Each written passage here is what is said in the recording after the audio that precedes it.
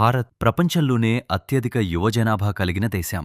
అదే సమయంలో పిల్లల చేతుల్లో స్మార్ట్ ఫోన్లు కూడా వేగంగా పెరుగుతున్నాయి. తాజా గణాంకాల ప్రకారం 5-16 సంవత్సరాల మధ్య వయసున్న భారతీయ పిల్లల్లో భారీ సంఖ్యలో పిల్లలు WHO సూచించిన పరిమితికి మించి స్క్రీన్ టైం గడుపుతున్నారు. ఆన్లైన్ క్లాసులు, యూట్యూబ్, గేమింగ్, షార్ట్ వీడియోలు, సోషల్ మీడియా ఇవి పిల్లల దైనందిన జీవితంలో భాగమయ్యాయి. కానీ ఈ మార్పుతో పాటు కొత్త ప్రమాదాలు కూడా పెరుగుతున్నాయి. ఇండియాలో పిల్లలపై జరిగే అనేక సైబర్ నేరాల్లో పెద్ద భాగం అశ్లీల content, cyber bullying, online blackmail, నకిలీ సోషల్ మీడియా అకౌంట్లు వంటి వాటికి సంబంధించినవే. నిపుణులు చెబుతున్నదేమిటంటే పిల్లలకు మొబైల్ ఇవ్వకూడదనేది పరిష్కారం కాదు. దానికి బదులుగా వయస్సుకు తగ్గ కంటెంట్ ఇవ్వాలి, స్క్రీన్ టైంకు పరిమితులు పెట్టాలి, పేరెంటల్ కంట్రోల్స్ ఉపయోగించాలి, పిల్లలతో కలిసి డిజిటల్ ప్రపంచం గురించి మాట్లాడాలి.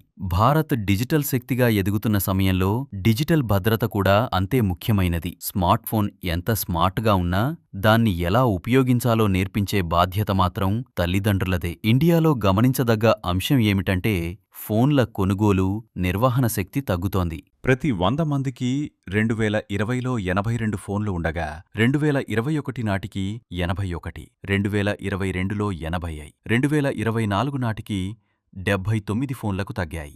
ఇది ఓ విధంగా మేలనని నిపుణులు చెప్తున్నారు. ఈ తగ్గుదల పిల్లలకు కూడా మేలు చేస్తుందని అంచనా.